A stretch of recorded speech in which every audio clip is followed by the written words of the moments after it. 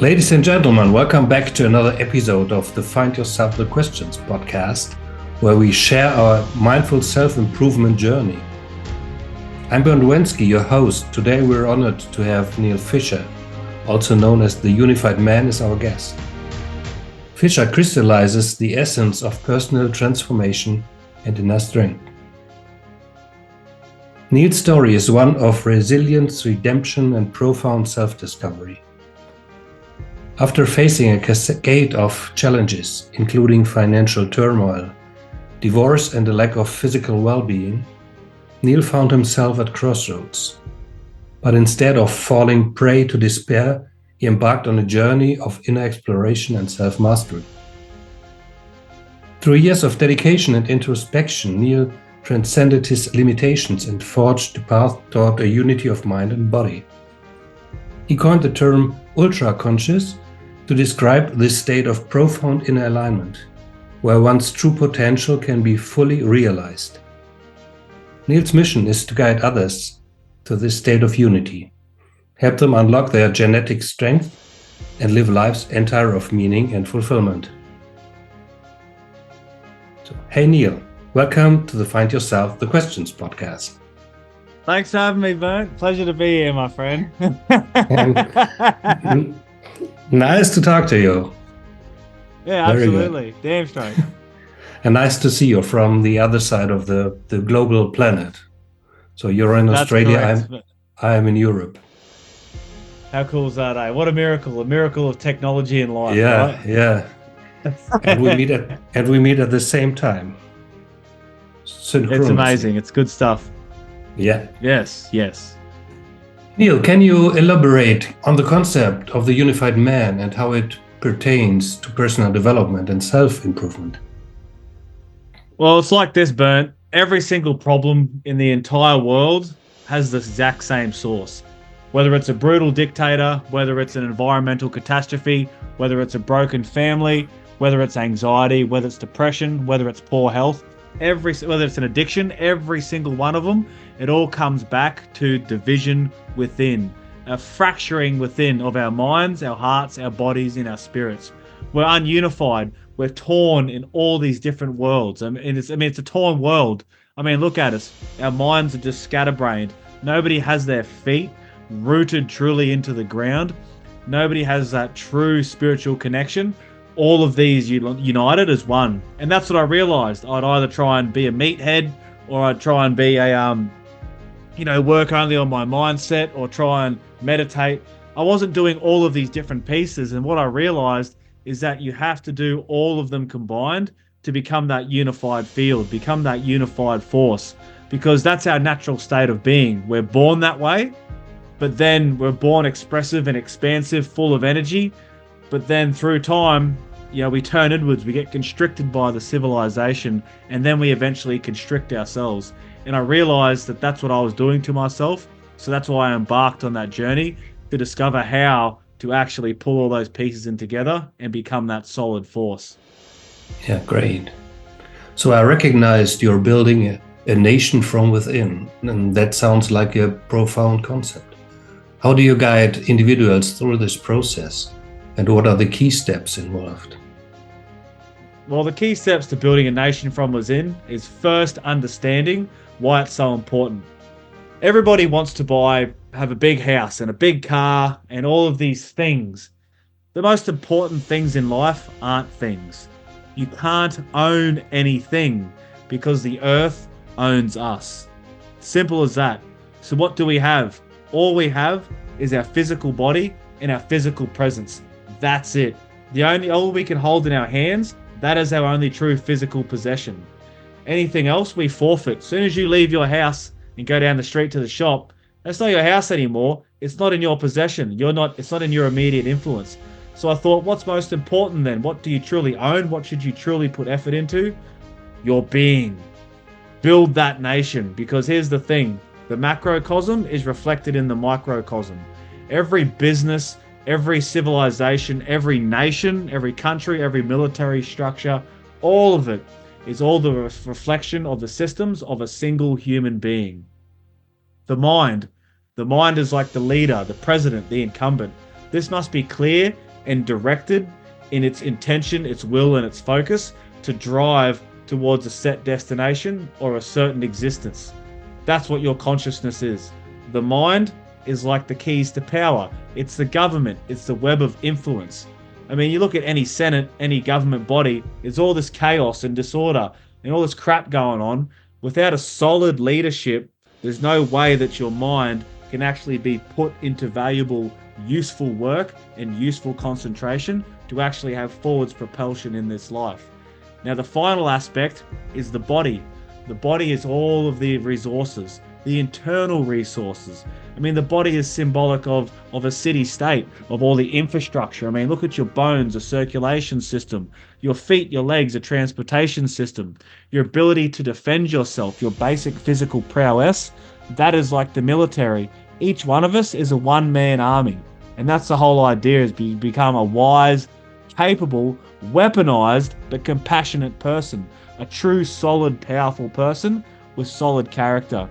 So the whole idea, the whole concept is about taking full command and control of your internal territory. And that's why I call it building a nation from within. Yeah, thanks, I get this concept. So we all have our ups and downs, and you mentioned overcoming significant challenges in your life. Could you share more about your personal journey and the pivotal moments that led you to become the unified man? Yeah, absolutely. I mean, the first time was in my early 20s. It was actually when I was a teenager. I was just smoking heaps of weed, drinking, wasn't doing my schoolwork anymore. And I woke up one day and I realized I was lost. I was like, I can't even remember the last 3 months. What day is it? What time of year is it? And it just hit me. And here's what's most important for people to understand. I didn't make a decision to change. I was forced to change because of the circumstances that I had created around me were so painful and were unavoidable. I had to face them and I had to do something about it. So in that instance, I was completely lost and I realized I was going to be an absolute loser if I didn't change right now. And my frequency changed, my spirit changed, so there was no more effort to resist those negative things. I was able to turn my shit around and move straight forward and just smashed out the rest of high school. For the next few years then, I bought my own house when I was like 18 years old, renovated that, done it all up to sell it, and in that process I borrowed heaps of money and I was trying different business ideas, but then I settled on just like day trading. Now, it started off good. I had a mentor, I had the money, and all this was working good. But then I got arrogant. Then I got lazy. Then I started smoking heaps of weed again. And then I stopped showing up to do the work. I was doing it half-assed. I was being lazy. I was ignoring my relationship. I became delusional because I was just stoned all the time. And all of these problems, I knew they were coming. I knew they were building, but I chose to ignore them because I was addicted to all this pleasure seeking. So one day I just woke up and my high school sweetheart said, hey, look, I've fallen in love with someone else. And I knew it was it's like, it's happening, but you ignore it. So she left me and that was the only girl I'd ever been with. So that was devastating. I had this mountain of debt that I'd lost all this money on because I was making all these stupid decisions because I was stoned all the time. And I wasn't proud of my body because I was eating all this junk food all the time. And it was just a mess, and I was just emotionally struck. Now, I didn't choose to change in that instant. I had to change. It was an existential crisis. It was a lightning bolt from God, from the higher power, whatever you believe in. This is what's happening right now. So I was forced to change. And what was most important about that change is that I was lucky enough to have the internet, to be able to find good mentors. But most importantly, I had real life role models, strong men around me that were able to give me that guidance and that I was able to lean on and get support from and grow with. The most strongest of which being my father. So, fathers get a bad rap because most fathers aren't fathers anymore. They're boys because they were raised by, they were boys raised by boys or boys raised by girls. There wasn't actually real strong men from the old world. And that's who my dad was. It still is to this day. A real man in the real world. The world that doesn't exist anymore. Before all this cyberspace and all this crap that we have to deal with today. You just told us that you were forced to leave this world, that you're not living in and that you don't want to live in. So a lot of people occur these problems, but how do they see that they need to leave this world and get their own decisions? Well, eventually, it's like this. The wise man knows that the bandages only hides his wounds. It's he who must heal them. So what does that mean? It means when all of the things that we use to distract ourselves, to numb ourselves, to try and hide the pain, they stop working. When the drugs don't work, when the fast food, when the pornography, when the social media, when the Netflix, when the addiction to drama, all this stuff, it all just keeps turmoiling, piling up, and eventually a catastrophe will happen. Sooner or later, it's just how the universe works. You will have a disaster, like the signs will be there, and you'll ignore them. Trust me, you will. Everybody does it, and then a disaster will happen, and you'll be forced. Like it could be bankruptcy, it could be divorce, it could be a health scare, it could be a car crash, it could be in a hospital, like a serious injury, it could be a nervous breakdown. Whatever it is, it's going to happen. And it's going to happen at the right time, at the right place, if you can see it as such. And if you can go with it, it's going to be painful. But in retrospect, you'll see that that was the thing that forced me to change. It actually happened for you. It happened for you to grow. It didn't happen to you to become a victim. And it's just tough love. I mean, look at nature. I mean, she's a bitch, but man can be brutal. So, just the way it is. Pain is, life is pain, birth is pain. Just the way it goes. Yeah, it's all natural. Clear. So you think people are binging today, and people should be aware of only binging, but look for their own solutions and get back to what they really are? Yeah, that's right. We're all born with our true, unique, individual self. That's what we were when we were a child. That's when we were expressive, we were explorative, we were curious, we were clever, we were smart, we were sharing, we wanted to experience the world and expand our energy. But then, like I said, it gets constricted by the civilization, but then we eventually lose our belief in ourselves, and then we do it to ourselves. So all that binging is a means of numbing the pain of knowing that we're not living up to the true strengths within.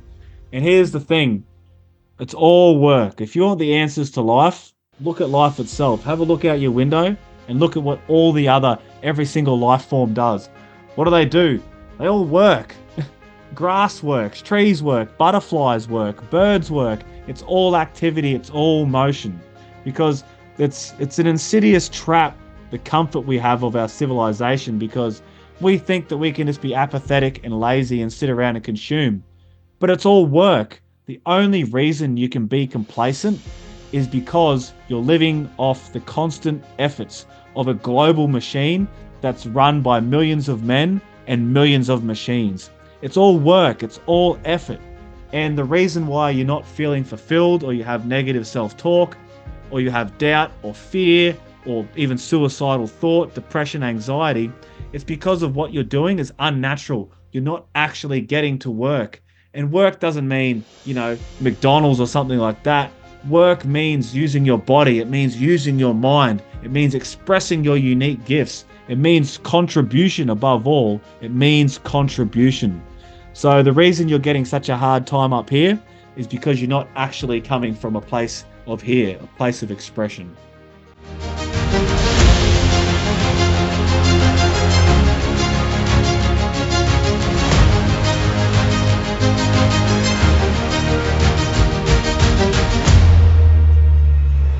You created the term of ultra-conscious. What does your daily process look like for cultivating the mind-body connection and accessing this ultra-conscious? Well, it's in reverse order, right? The ultra conscious is the highest connection with source energy. It is our most enlightened, most clear form. Basically, it's that 0 point of experiential awareness that's housed and seated in the center of our skull. Now, that all sounds fantastic, having spiritual connection. But the only way to access those higher levels, those higher dimensions of the true nature of reality, is through the plain basics fundamentals of this three-dimensional plane. And what does that mean? It means being fit and healthy. It means using your body. It means cutting out all of the addictions, all of the poisons that destroy our bodies and destroy our minds. It's like, if you want to have a positive, strong attitude, you got to have a positive, strong body. The only reason you're getting a hard time is because it's true. The brain mind knows that you're not living up to the strength within you. So as soon as you start using that body, you start eating right, you get the nutrition and the numbers right, the amount of nutrition, you've got the right building blocks, because the mind is a derivative of the brain organ. If the brain organ is lacking nutrients and all the systems of the body aren't working properly, your mind isn't going to function at its full potential. And the other thing is, when you actually get that body fit and healthy and capable, you're more natural. You're like all of the other life forms. So that elevates you automatically. And then from there, you have that clarity of mind and that clarity of body.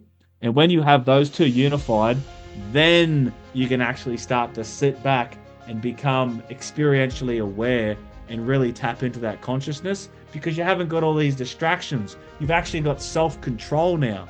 And now that you've got self-control, the irony is, then you have to start letting go, because you're not going to get torn in every direction. You're in a powerful state. And when you can actually let go and yield and really open up your mind, then you can start to access that ultra conscious. And the ultra conscious is that unique unborn entity within that we were all born with, and that we're all here to bring alive. In your words, what's the ultimate goal of life's task for individuals striving for self-improvement and personal growth? The meaning of life is this. Again, it's found when you look at life itself. Like that plant behind you. What's the purpose of life? What's that plant's purpose? What's its meaning? It doesn't need a meaning, because it's just beautiful. It is just the miracle of life. It is the animation of the universe. Now, the purpose of life has an answer. Again, what does life do? What does every single organism, every single life form on this planet do? They grow. They grow as big and as powerful and as expansive and prolific and as influential as they possibly can. Human beings are the only creatures that ever give up. No other creature will ever give up. No matter what, they will claw and grow, and they will never give up. Human beings are the only one. And why is that? Because all the other life forms, they're always growing. Us, we choose decay. And because we're in a state of decay, that's why we are decaying. That's why we get dragged down and bogged down and have all this pain, is because we're in a state of death. It's really basic when you can actually see and have that clarity and understand the connection between these fundamental principles of life. Yeah. So the ultimate goal, ultimately, for every individual is growth. Sure. And we are some part of nature, and anything that doesn't grow is dying in nature. So we are. Absolutely.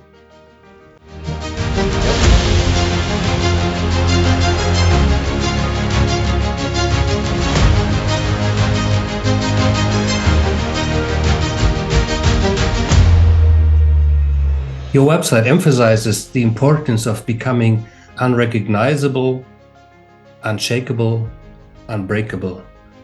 How can individuals cultivate these qualities within themselves? Again, it comes back to getting all of your weaknesses under control. A unified man doesn't have any weaknesses, or a unified woman, because they acknowledge their weaknesses. A weakness is anything that you don't have control over.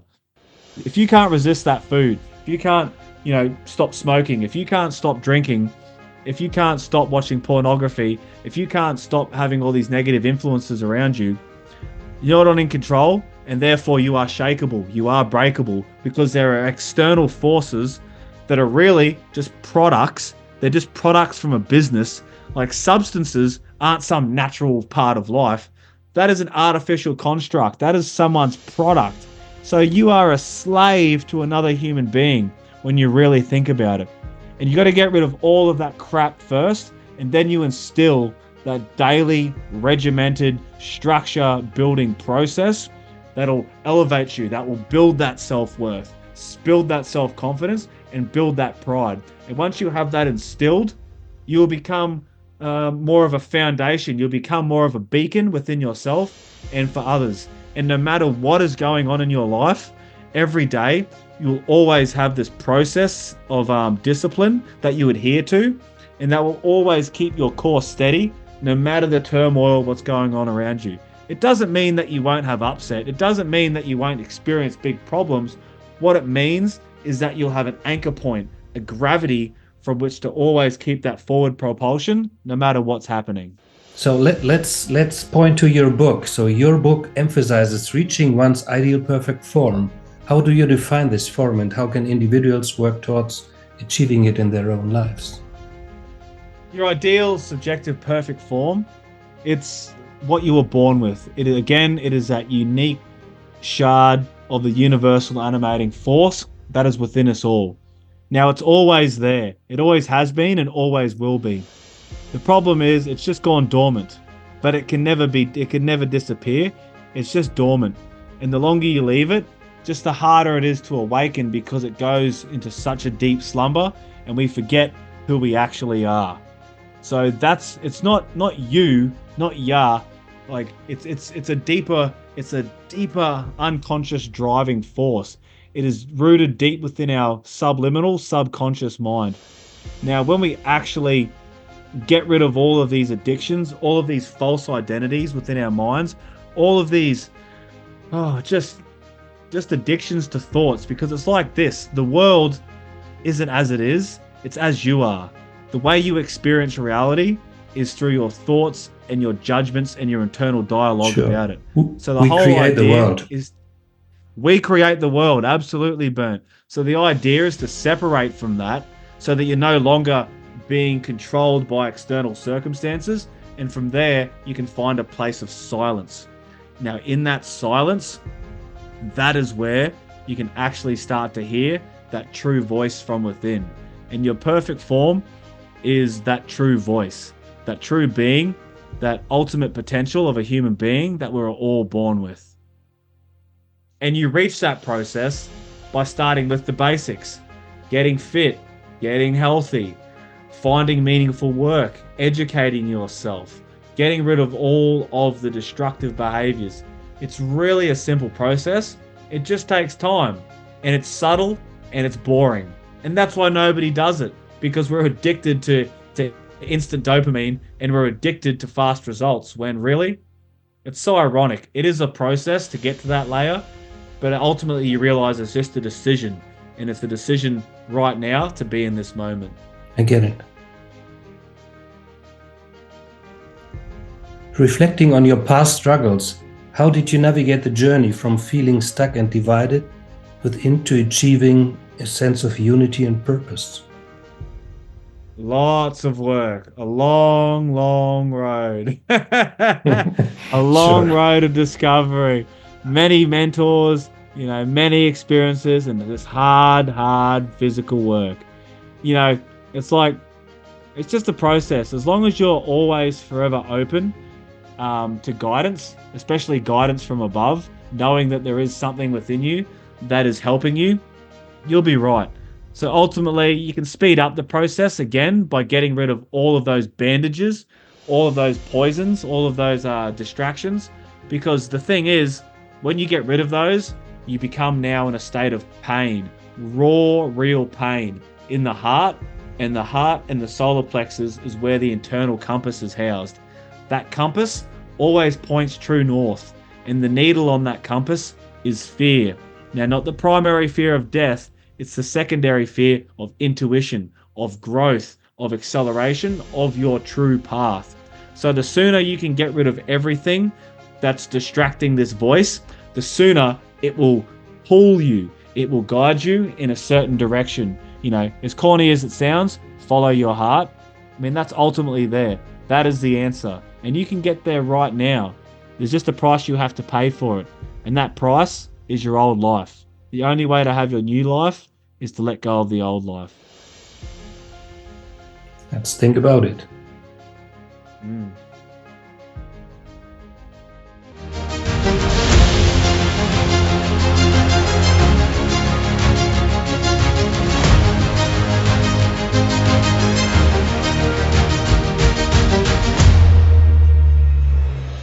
Neal, can you provide some practical advice or exercises for listeners who are inspired to embark on their own journey of self-discovery and transformation? Absolutely. If you want to be powerful, do what powerful things are. If you want the power of the sun, rise with the sun. Do what all the other life forms do. Get up early. Eat real food. Fruit, vegetables, and meat. Do exercise. Better yet, train. Get that strong physical foundation, because then you'll be a happy, healthy organism. Your unconscious will be happy. And then read, educate, look for podcasts like this, look for mentors. It's really, you reach the sublime through subtraction. It's not so much what you do. The biggest indicator is what you don't do, what you stop doing. Get rid of all the crap. I don't even have to say it. We all know within our hearts what's holding us down. We all know what is harming us, and it's our addictions. And it's really that simple. Once you can get that under control, get your primary health under control, then you can set forth on that process of exploration. Because until you get that right, you're not ready for anything else. We all want to be billionaires, and we all want to be spiritual gurus, we want to be ascended masters, and we want to be big global influencers. But fuck, we can't even resist a donut, or we can't even get up in the morning and do 10 push-ups. Like, just get that right, and then we can move on. And the biggest irony is, that's the hardest part. Self-mastery in that basic level, consistent level, is the hardest part. So the start's always the hardest. So at least you got that to look forward to. Just get it over and done with, and then from there, it's a straight forward process. It really is. I totally agree. Neal, thank you so much for sharing your wisdom and insights with us today. Your journey serves as a beacon of hope for anyone navigating their own challenges and seeking transformation. We're grateful for your time and the invaluable lessons you've imparted. My pleasure. Happy to be here, Bernd. Absolute pleasure. Pleasure to have you on the show. And to our listeners, visit Neal's website at theunifiedman.com.au to learn more about his work and how you can embark on your journey of self-discovery and growth. Remember, the path to becoming a unified man or woman begins with the courage to embark on the journey within. Thanks to all of you listening and joining us today on the Find Yourself the Questions podcast for mindful self-empowerment and personal growth. Until next time, stay mindful and keep striving for your highest potential. Goodbye for now, and remember, the journey towards self-mastery is always worth the effort. I hope this episode inspired you to ask questions and discover yourself. Join us daily for more short insight questions, and next month for inspirational discussions on your path to personal growth and happiness. Maybe you're just a question away from your best year. 100%. One conversation will change your entire life. For sure.